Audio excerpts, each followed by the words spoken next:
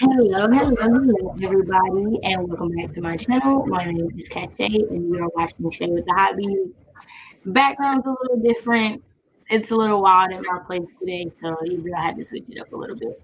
But I am Cache. You are watching Shay with the Hobbies, and this is episode 1, season 2 of Writing Conversation. Y'all, last year was crazy. It was great. It was amazing. We did a lot of different things. We tried a lot of new things.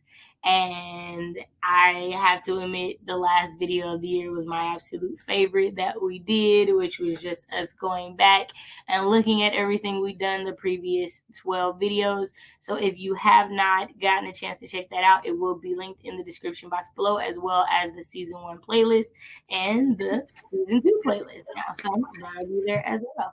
So I will give my lovely co-hosts the ability. Yeah, see, I'm still trying to remember how to do stuff because I'm not in my normal spot. But there she is. Now, mind y'all, I'm totally pointing to my bed and she's totally not in this direction, but whatever. Doesn't matter. Hi, y'all. I am Britt. My channel is Britt Writerly. It's a book and author tube where I talk about the intersections of literature and culture. I do writerly content monthly in the form of honesty vlogs, writing honesty vlogs, which sort of talk about my experience of entering traditional publishing as an early career unagented Black writer. So those are once a month. I do bookish content in the form of reading vlogs and book discussions. So right now I'm working on a reading vlog for JL's Ashes of Gold, which is over there by my big cozy couch waiting to be read. I'm on chapter like 3. It's already wild. So that's the reading vlog I'm working on right now. I also do original content like poetry. The last poem that I uploaded was for Kwanzaa-thon and was a Black fantasy appreciation poem. So definitely go and check that out. If any of that sounds interesting to you, click around, thumbs up whatever you watch. And if you feel like you really like the vibe over in Writer's Ambition, you can hit that big red button and we can be internet friends. I love it. Okay, so today's topic or theme for Writerly Conversation 1, if you watched any of the last couple of videos, we talked about how we wanted to get more into writing in 2022. 2021 was a lot more bookish conversations, and this year we want to focus on writing. And so to start off the year, we're going to be talking about the themes in our 2022 works in progress. And so the themes are going to range from like all kind of different things. So like, it's not just like if there's like a moral to the story, there's a bunch of different layers to that. So sit back and relax and let's get into it. Yeah. Okay. So, this episode it's going to be so interesting talking about how we come up with the themes for our books. So we're going to be talking about the writing projects that we have for 2022 and the themes of those projects and how we come up with them. So they're not all going to be like super serious. Some of them may be, but they're not all like issue books. So some of them will be like, yeah, I'm going to talk about this thing, which I, is important to me and deserves more attention and whatever, how I come up with that research, etc. And some of it might be, I want to see more books like this. So I'm writing it. It's light, it's fluffy, it's fun. That's it. Right. So it'll be a range. So I have 2 projects I'm working on this year. I'll just introduce the first one and then I'll let Shay do hers and we'll go like that, tit for tat. So the first project that I'm working on this year is a project that I started working on in 2020. So I started my channel in 2020. For those of you who really are A1 day ones, you remember when I used to have story time. I had a hook and everything. I'd be like, now that we're done talking about da-da-da-da-da, speaking of da-da-da-da-da, it is story time. Let's check in on Eliza Black and her motley crew. For y'all that remember when I had all the hooks and all the segments, I was a whole TV show for real. You remember when I had story time with Tales of Eliza Black, Eliza and her Motley Crew. So at first I started off as a serial on my channel. It was 3 to 5 minutes. It was uploaded thrice weekly. But that project just grew, and the characters had so much they wanted to say, so much they needed to do. And so it became a novel project that upgraded it to novel in 2021. And I finished my first draft at the end of the year. So in 2022, I'm really going to be focusing on finishing that, taking it to the point where I can query it. So Tales of Eliza Black is a speculative fiction novel, speculative fiction fantasy. It started off being very speculative. Now it's getting a little bit more fantasy, but whatever. Fantastic speculative things happen. And the themes in Tales of Eliza Black are missing Black women, so abduction cases, like how we value Black women culturally and legally. Talking about mental health and help-seeking behaviors, survivors' guilt, and hero complexes, and mourning. So Tales of Eliza Black is sort of a heavier book, because it's talking about this pandemic of missing Black women. So, and that's been going on for a long time, and we every so often the news will talk about how many missing Black women there are in the country, and oh my gosh, in DC there are X and X many, and no one ever talks about whatever. It's like it comes up every once in a while. And so for me, I'm in grad school. That used to be my research, looking at Black women's health, looking at the ways that Black women die that are not appropriately cataloged. So it sort of is an extension of the development of my research. And so that's sort of why I want to talk about it, because I wanted to just bring more attention to it.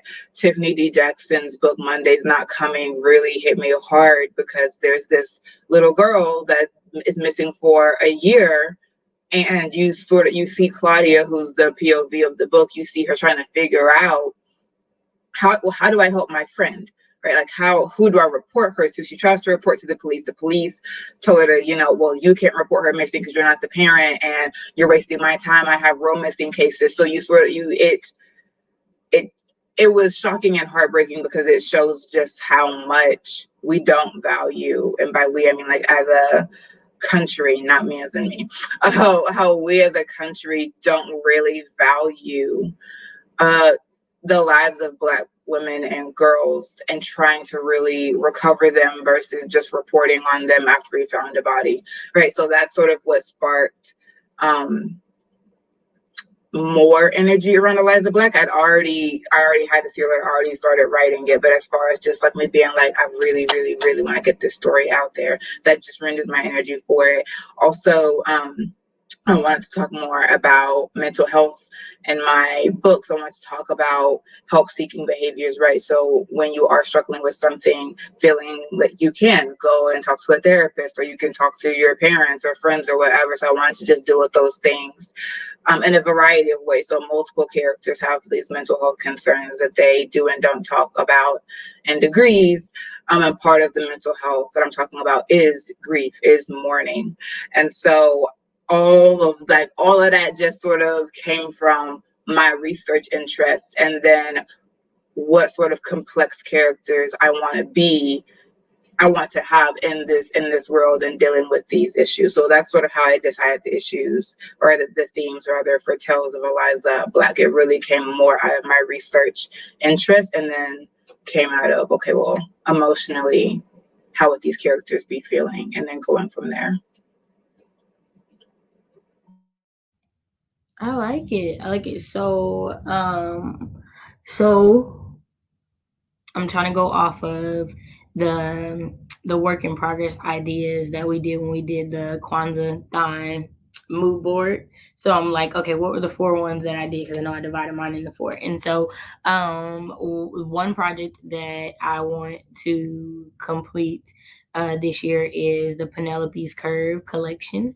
And so if you heard me talk about Penelopes Curve, like the idea from it came simply from one, walking the dogs and seeing this curve on this trail that just looked like awful things happen there, and then two, wanting to write something horror like and play around with like ghosts and things like that, and wanting to play around it. And so I was like, I have this corner, it's called Penelopes Curve, and I have this man-eating ghost named Penelope.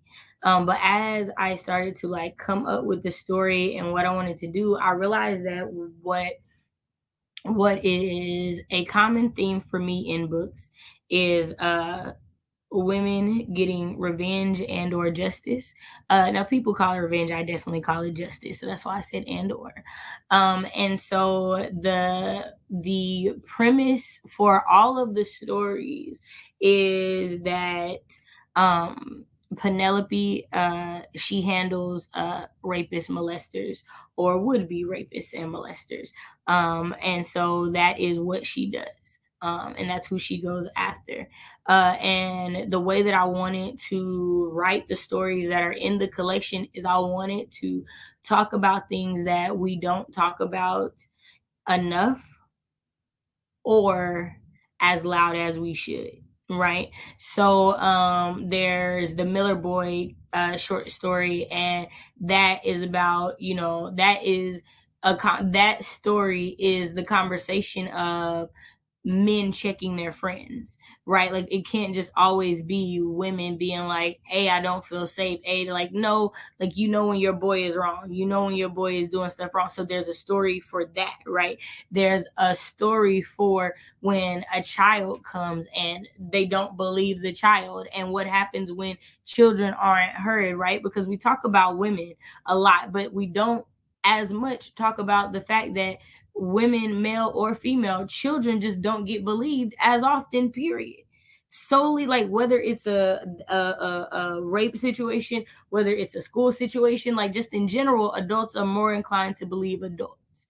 And I wanted to write a story in the collection of this woman who listens to children, right? Like she hears and she sees things, and she knows that just because you can't imagine this adult doing something doesn't mean it's not there. And so, because one, that's a topic that like means a lot to me, but also because I feel like there are so many ways to look at that conversation. And if we're not encompassing all of those, I feel like for myself, thinking of writing as a service to others, like to me, that's a disservice if I'm not giving a full conversation. I don't want to be one sided about it.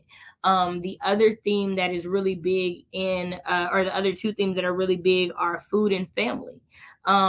Food is huge in that story. Like that's what she's known for, Penelope, as cooking. It's also how she like woos you into this like false sense of everything is okay, because you know, can't nobody resist a good meal. Yeah, so you know, it's that, but then it's also the family, and this comes in how I want to deliver the stories, because all the stories are told within the same family.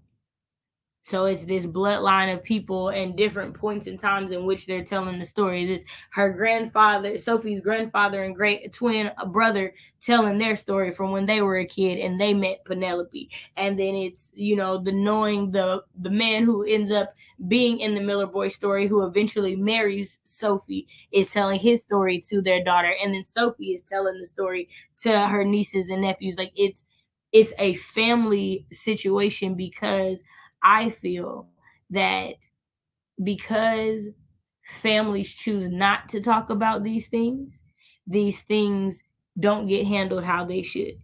And one of the things I wanted to play on in telling the story is the story in itself is breaking that societal and or generational curse of we're just not going to speak about it. No, we are going to speak about it so that we can address it, and we're going to know, and that's going to change the dynamics of it. So I feel like I talked a lot, but yeah, that's that's the thing for Penelopes Curve, and how that's what I got for that. No, I was talking a lot too. So I don't know why we keep meeting ourselves. I think because we're like not trying to have this mic messed up. But like, yeah, I was like, yeah, the whole time you were talking.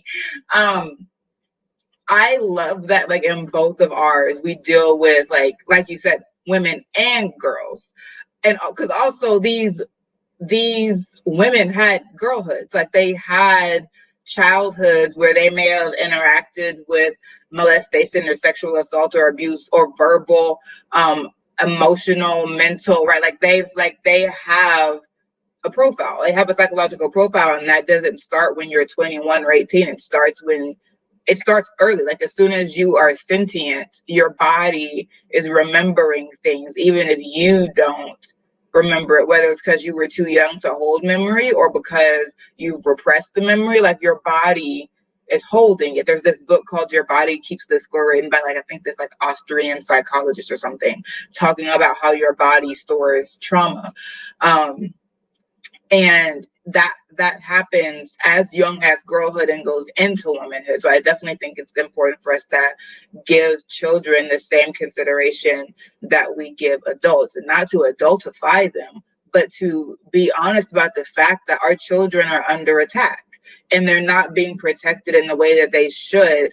And particularly Black children, they're not being protected. We're trying children as adults. We act like children will lie on adults for zero reason. Like we just don't give them the same sort of regard that we give adults while protecting the sanctity and innocence of childhood, right? It's like we can't, it's like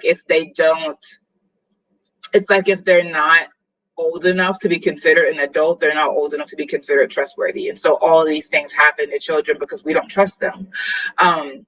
And so I like that both of our projects are talking about women and girls from both sides, and also both of our projects are dealing with generations, right? So there are generations in Eliza Black. We see the great aunt, we see parents, we talk about sisters that are scattered, we talk about families in general, rather than this sort of prototype of the rugged individual, where there's just one person thugging it out on a journey trying to rescue the world or gain this quest, whatever. But we see a lot of stories that deal with one person trying to do this really huge impossible thing. And when you're talking about things like breaking curses, when you're talking about things like addressing global issues, there's not one person who's going to be able to do that. You are going to have to address it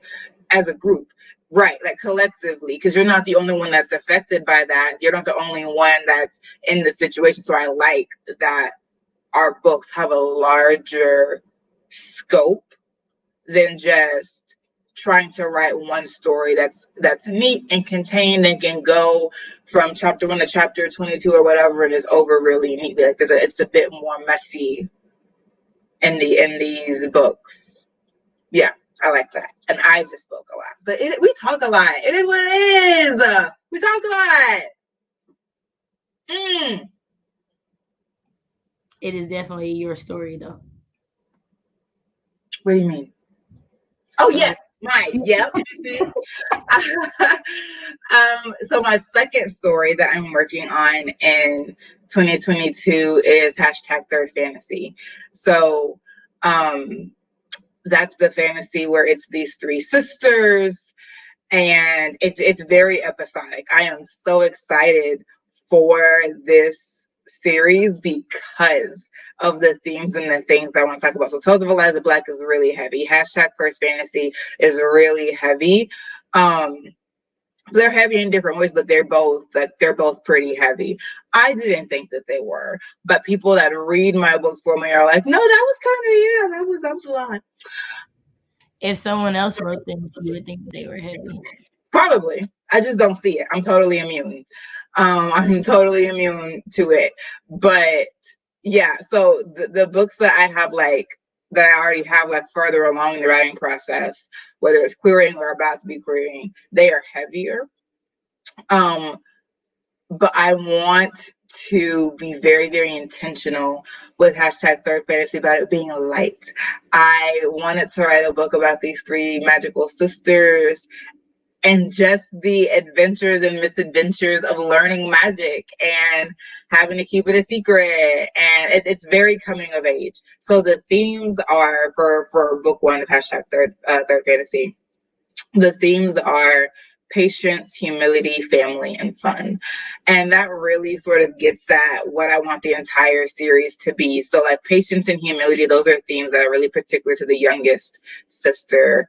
I do think that we should talk about the hubris of youth, and not just the hubris of youth writ large, but about how sometimes the things that we say we want for other people have a lot to do with us thinking that they should be more like us. And there's ego in that, there's arrogance in that. And so talking about this 15-year-old who is very protective of her friend, and is very protective of her family, but wants her friend, who was basically the opposite of her, to be more like her. You should stand up for yourself more. You should say this, you should say that. And we say these things, and it's like, right, but she's not you. She's not you. So talking up the humility part is she's not you. And the patience part is, if she's gonna learn to be a better version of herself that is more responsible for herself and defending herself or whatever, you can't rush people's process of growing up. Like, you can't, we just spoke about briefly, like, adultifying children. You can't make someone grow up before they're ready. Like, she's 15, high school is hard, she's figuring this out. Like, she will learn how to defend herself against bullies in her own time. And how do you as a friend support that without becoming a part of the problem, where you're just dumping on her constantly and making her feel like she's not worthy, right? So the patience and humility are really character specific.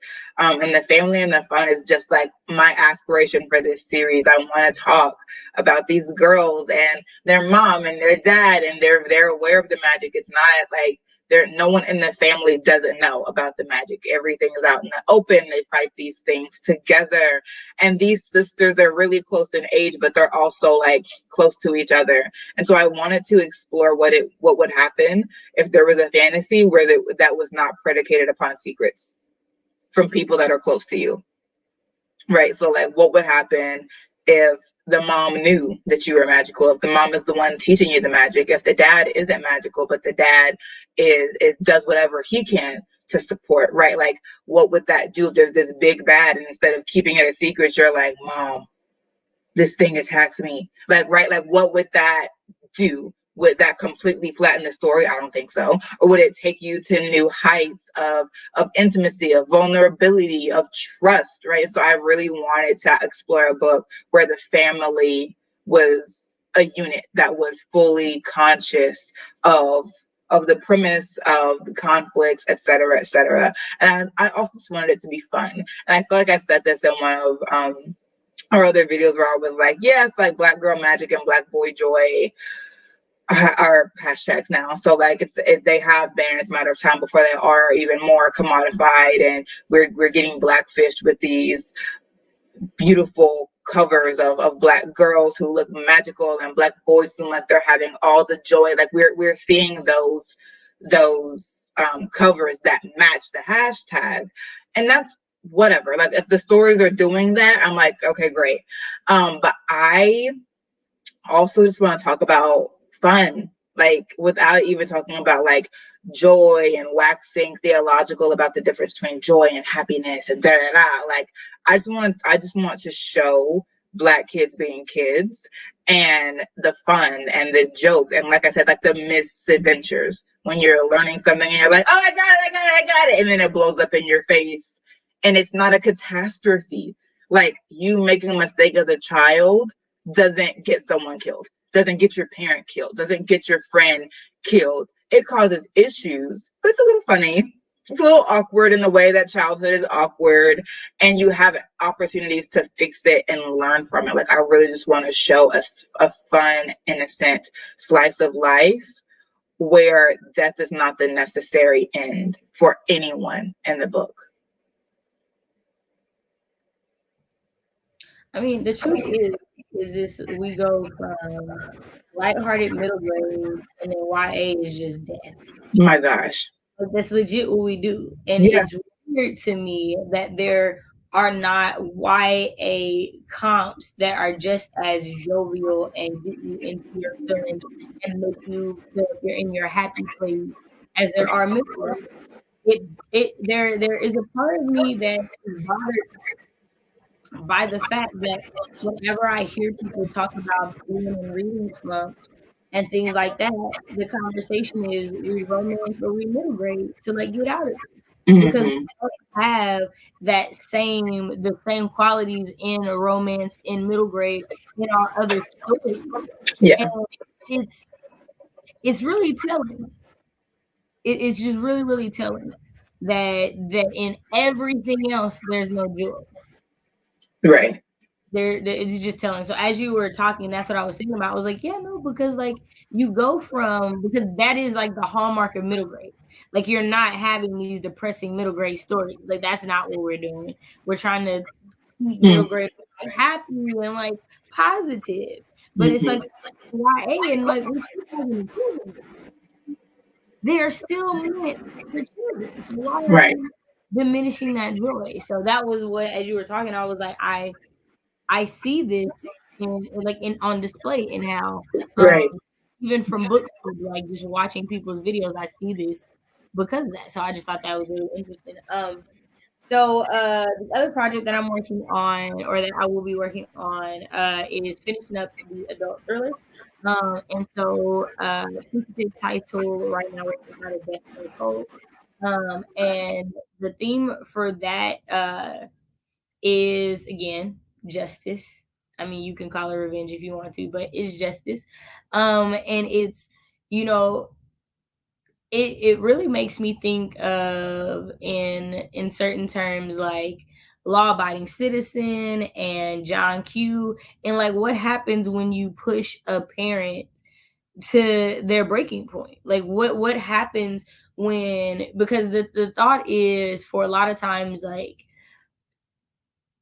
most people feel or at least say out of their mouths whether they'll actually do this, most people say there's nothing they won't do for their children, and this story is just that. Like there's nothing I won't do to protect the people I love, and there's nothing I won't do for justice for the people that I love. And in that it's taking longer partially because I feel like it is therapy for me for sure for the steps and the things that I can't do that that I can't do. And when I'm writing the story and I'm in that, I'm like, I want the people who have experienced these type of losses to feel seen, right? Like I feel like the conversation is always forgive these people, pray for these people. Well, you know that they're evil, and that those are all great, amazing, awesome things that all happen in this story. But I can pray for you and serve justice at the same time is all that I want the reader to understand. Because I think that I think we as Americans especially pick and choose who gets what justice. And the point of this book is this is what happens when you pick and choose who gets justice. Someone gets fed up. Someone gets tired. Like you can only push people so far. And I hope that with the story that it makes people reflect. My aim is that you are so enthralled and wrapped in this book that you cannot do anything but ride with Jamila.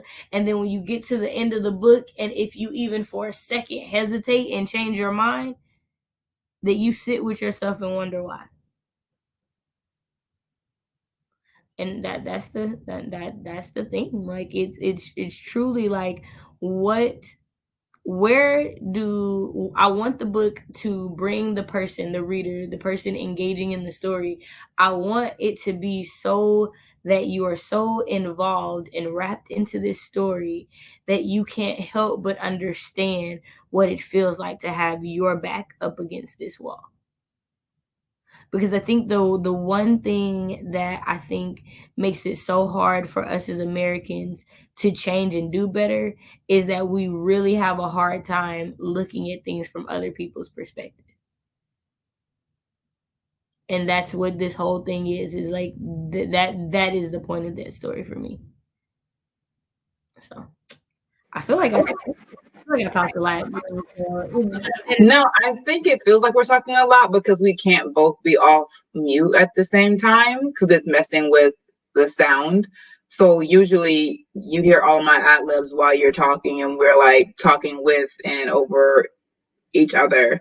Whereas now it's like it's you, and then it's me, and then it's you, and then it's me. So you only hear yourself talking, and you can just like see me being like you can't actually hear it. So that's why I feel it too, and my heart is silently breaking. I'm like, I want to hear everything. Right.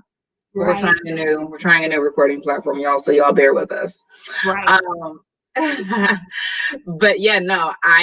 When you said best served cold is what happens when you pick and choose who gets justice and someone gets fed up, I really felt that.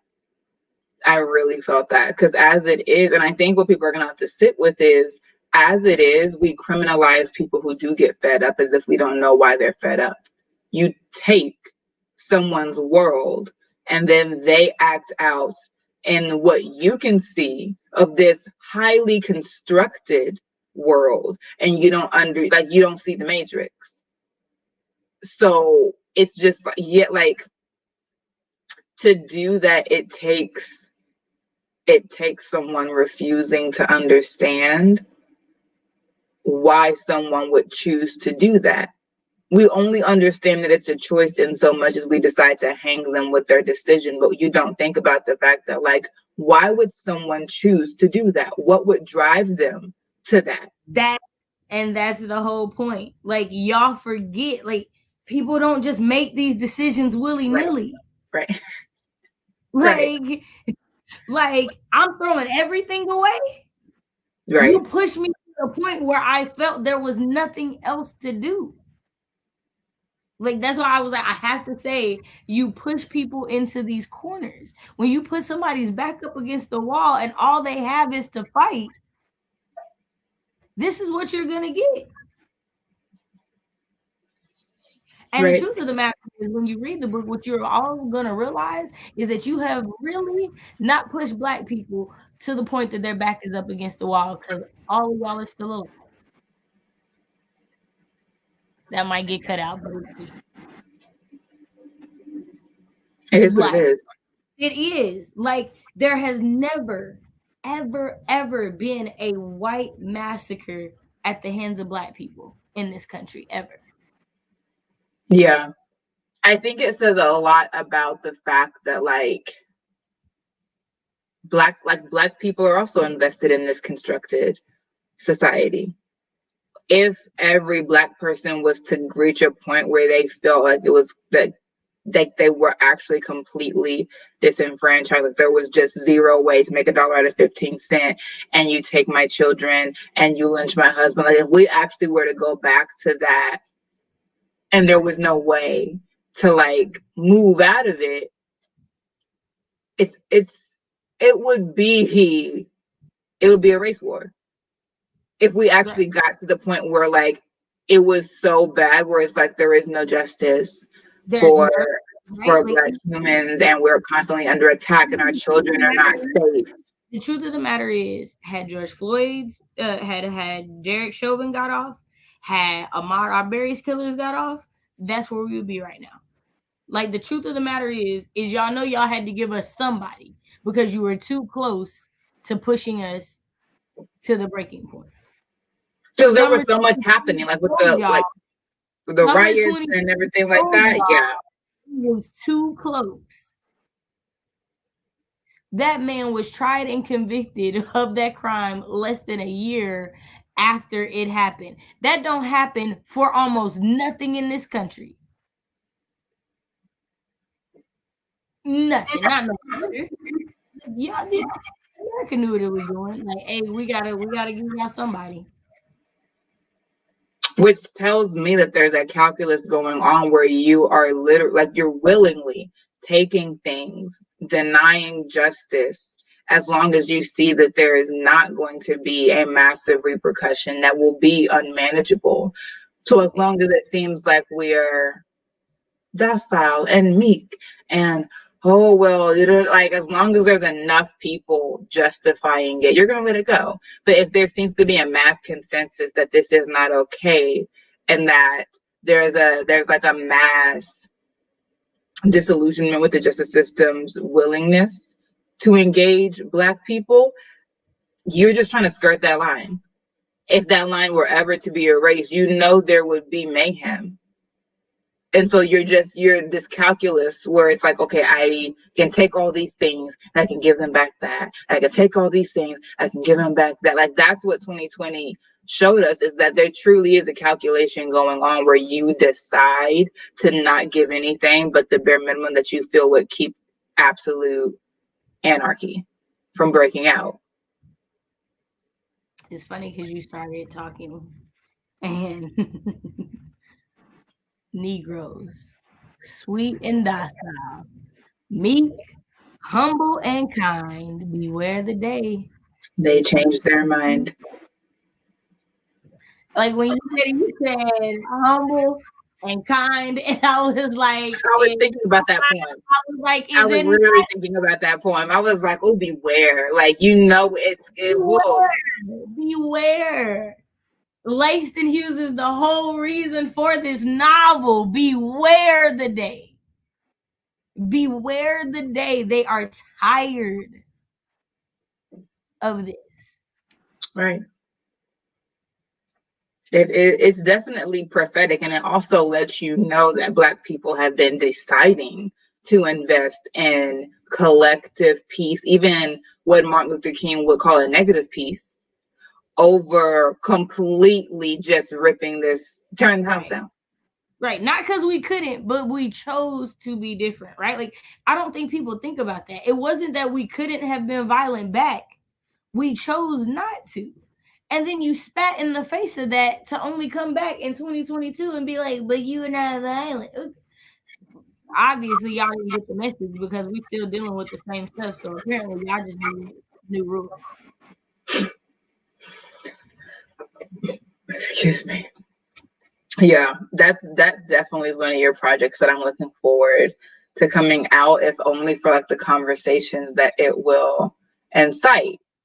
Yeah, about how our justice system is instigating these feelings in the citizenry. Right. Because the truth is that for most people, that's the reaction. Whether they actually get out and do it, right. Most people feel that in their hearts. Most people feel, if you kill my child, you don't deserve to live. It's over. It's over. Most people feel that in the core of who they are, whether they act on it or not. So it's not a sentiment you can't understand. Right. You just are shocked by the actual execution of it. Right.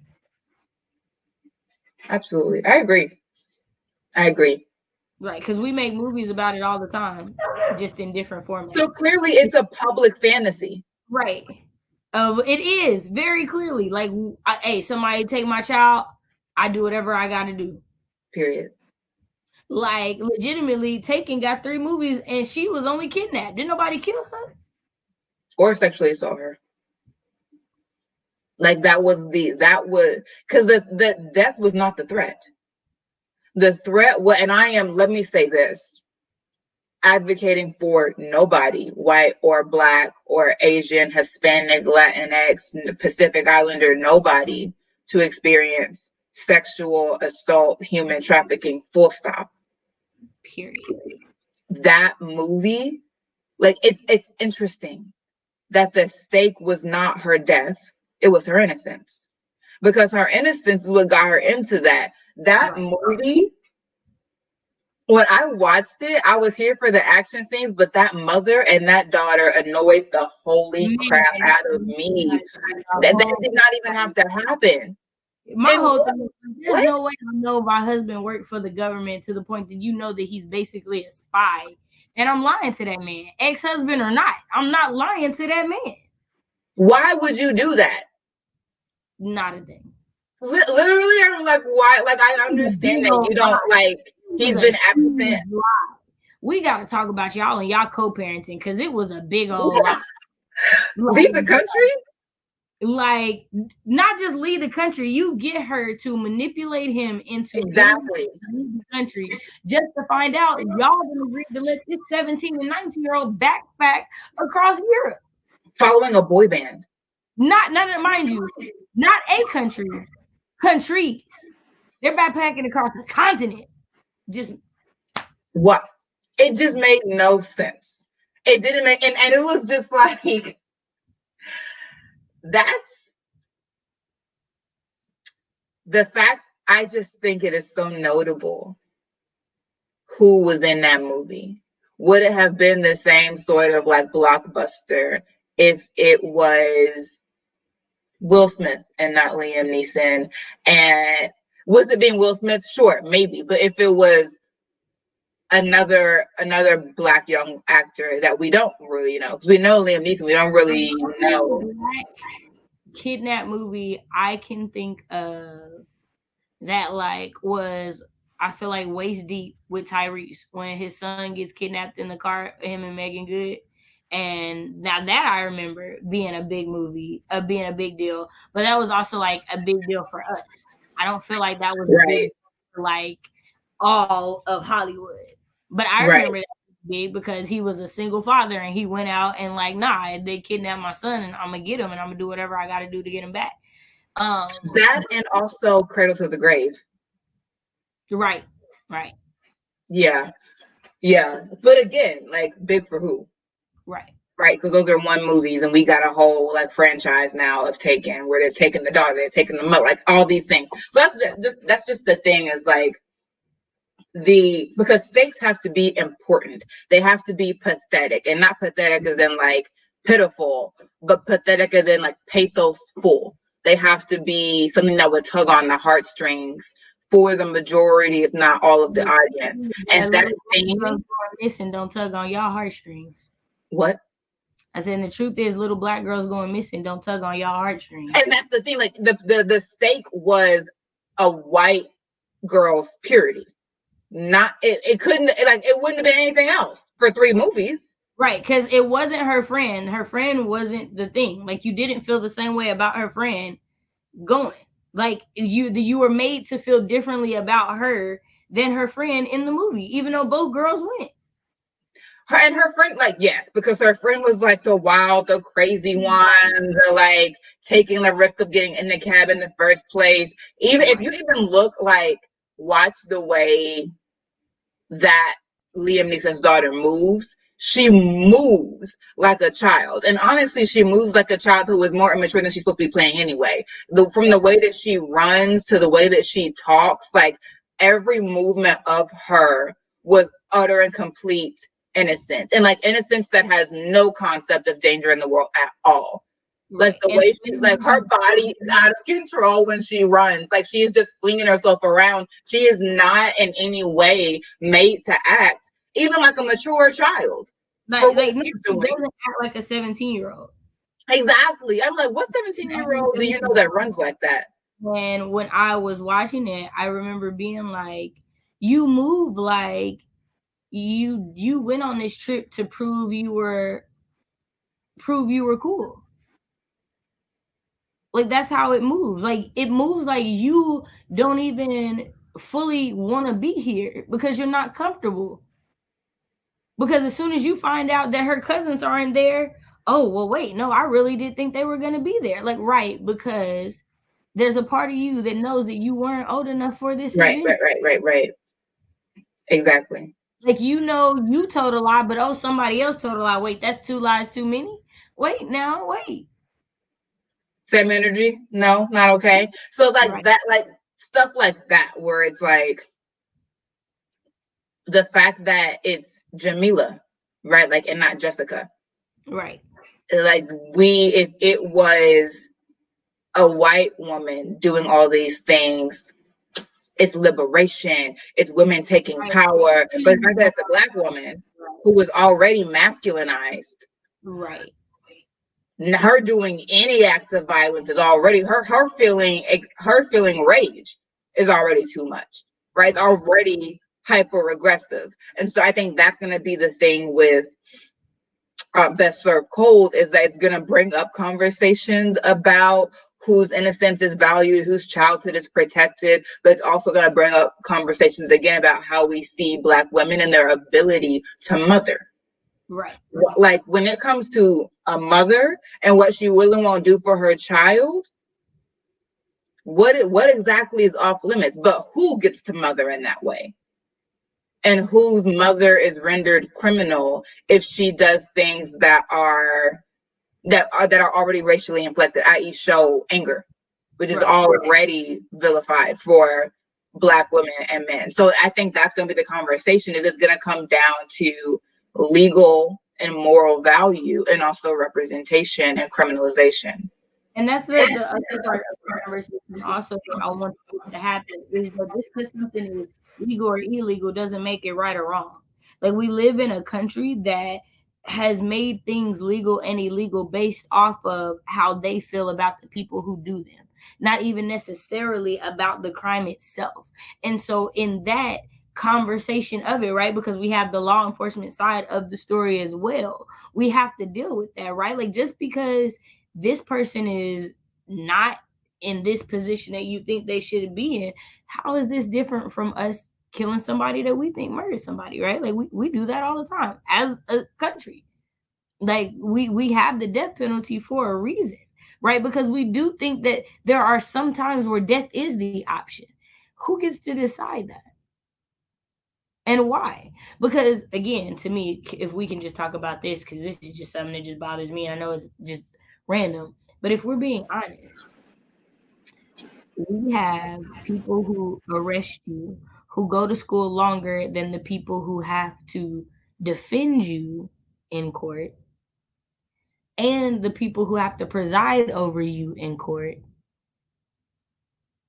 And then your future is decided by 12 people who also may know nothing about the law.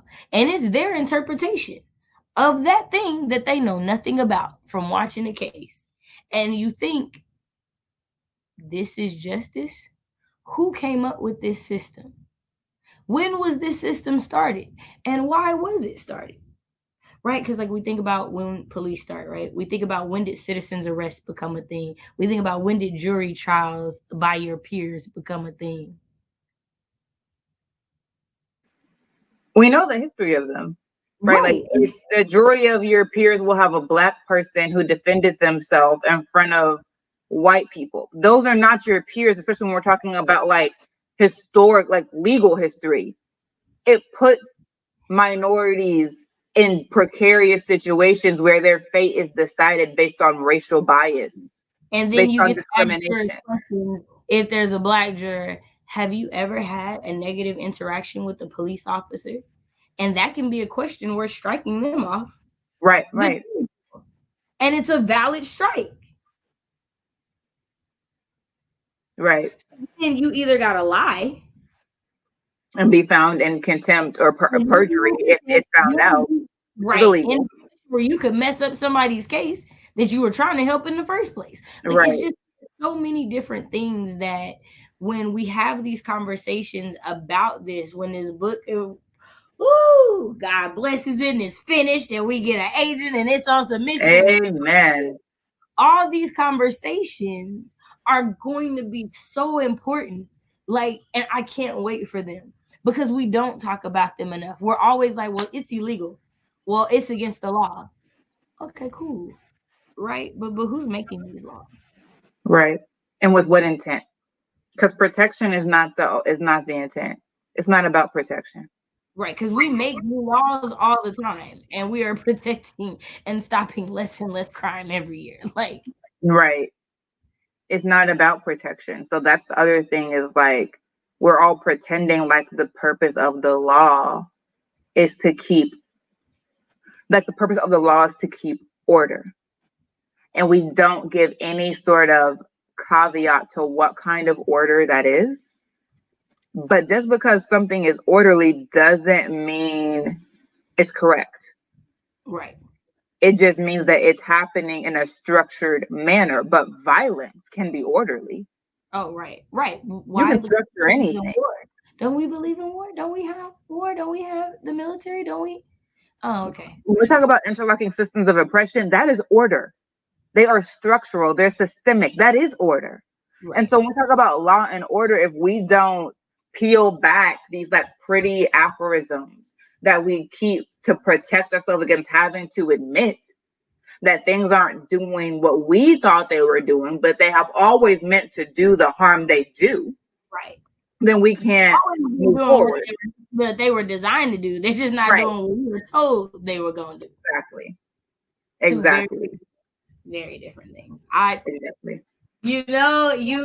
I'm so ready. I'm so ready for this story. I'm Okay, ready. so my last two are pretty light. Because I know you did yours. My last Yep, two I'm just focusing on two this year.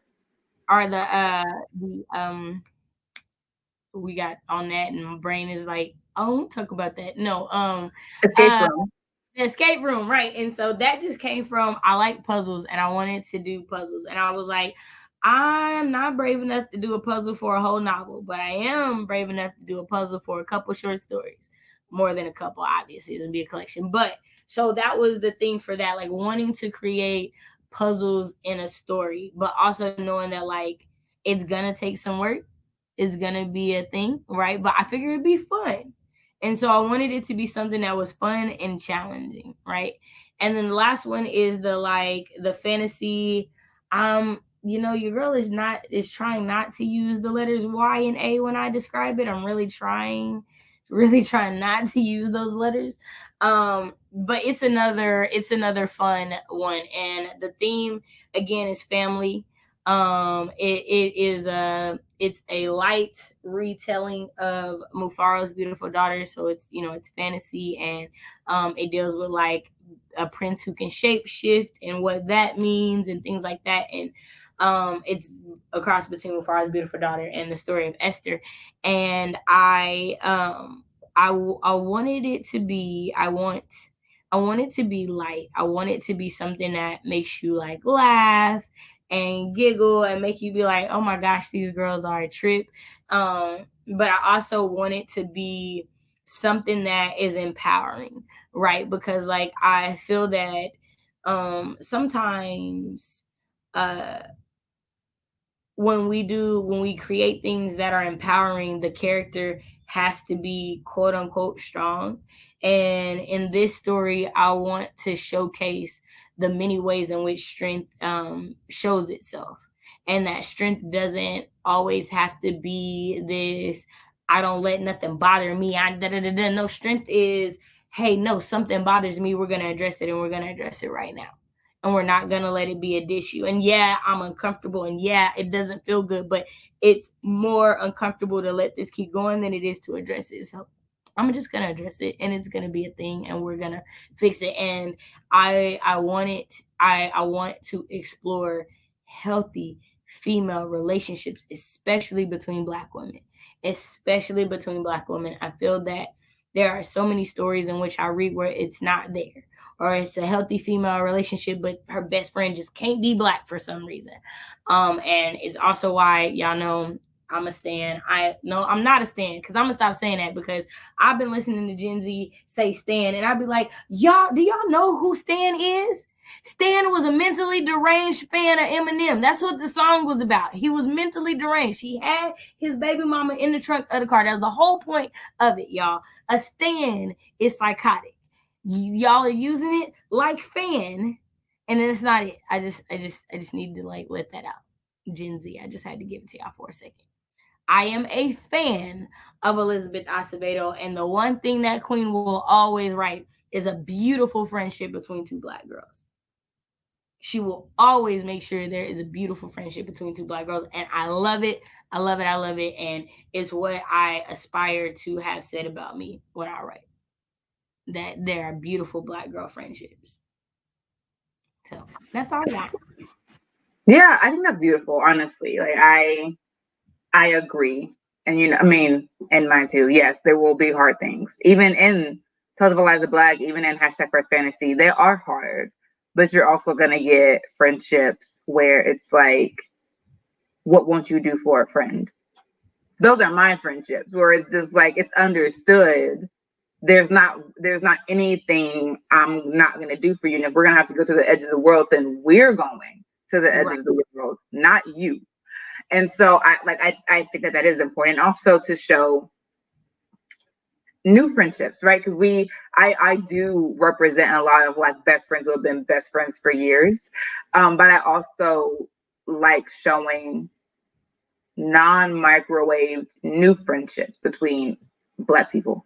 So how do you meet, and how do you start cultivating trust, and how do you decide what you will and won't let that person do alone, right? Based on how much you know them or don't know them. So I do think I absolutely agree, especially in fantasy, we do need to see Black friends and Black families be committed to each other. Like we know that dysfunction exists in the world, and we see dysfunction represented. And so at that point, it's like I no longer feel called to represent dysfunction. We already have enough dysfunctional representations of every kind of family from every race. We already have representations of dysfunctional family. But that's not the kind of family that I grew up in. And I have friends where it's like, that wasn't my family either. So sure, represent because you're speaking to someone, but I also want to represent healthy family units, whether you grew up with it or not. Because if you didn't grow up with it, then where did you see it? And I don't want people who did grow up with it to feel some sort of weird shame that like, oh, that wasn't my experience. I don't see myself anywhere. Is that an anomaly? Whether it's an anomaly or not, you're blessed and you should live in that favor. It's a Right. good thing. I definitely feel like it's always either one or the other. It's never like in the middle. It's never on the mark. Like you're either like, oh, it's hood and it's just really horrible and a dysfunctional story, or it's like they come from a really privileged life and they don't have any connection with Black people at all. And it's like, y'all, there's a lot of us that are right in the middle of that, right? Like we live Right. good, but we still went to school with white people. Like Right. like there's a lot of us that like, yeah, we grew up in a single parent home, but we had nothing but family around us all the time, right? There's those of us that grew up in two parent homes and never saw our parents. Like there's so many things that are in the middle, and it's like, Yes. y'all, it's like, it's not like it is that just publishing is telling y'all that only two types of stories need to exist for us. Mm-hmm. And there's not just two types of Black people. Right. Problem with those two types of people is for the most of us, it does the majority of us a disservice. Mm-hmm. It makes you still have to try to figure out pieces of it you can identify. Like you're still scavenging for Right. identification. Right. You still can't find a character that you can feel whole in. Right. So I'm excited about the themes that we're exploring in our 2022 works in progress. I'm really, really excited. I know that they're so necessary. I cannot wait for y'all to read them at some point in a few years. Like I think that the conversations that are going to start are necessary. I think that the young readers who are gonna read these are going to be so grateful, and I'm just excited to see what these kids who are reading these books are going to grow up to feel like they have permission to write because of what they read when they were kids.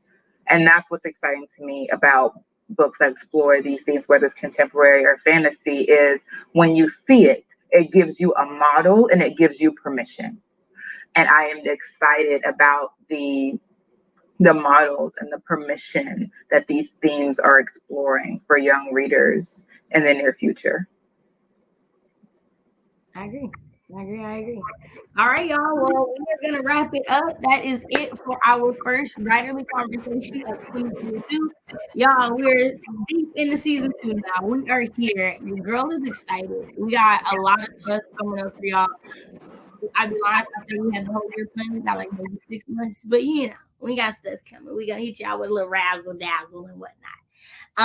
Britt, you got any announcements or anything you want to say before we head out? No, y'all are just gonna have to wait and see. We have so much. I am very excited about the writerly conversation for next month. Actually, we've been hinting around it for a long time. If you know, you know. But I'm excited for the writerly conversation of next month. I think it's gonna get intense. Um, so I'm excited for that. But as far as things going on in between, no, I don't want to spoil anything. So what I will say is, if you are not subscribed to Shay's channel or my channel, you absolutely need to hit that big red button. But you also absolutely need to ring that bell, so you don't miss a single upload. Because I'm telling y'all, 2022, it's feeling like a year where there could be lots of pop-up announcements. It's feeling like a year where there could be some exciting news being dropped. So if you are not following us on our YouTube channel, if you're not following us on Instagram, if you're not following us on Twitter, then you may be out of the know, because 2022 is the year to make moves, is the year to take back everything the devil stole from you, is the year to say, I am going to make this thing happen. I'm not waiting on nobody else. So I think y'all should absolutely just follow us on all the socials available so you don't miss anything, because 2022 is the year. All right, y'all heard the lady. Bye.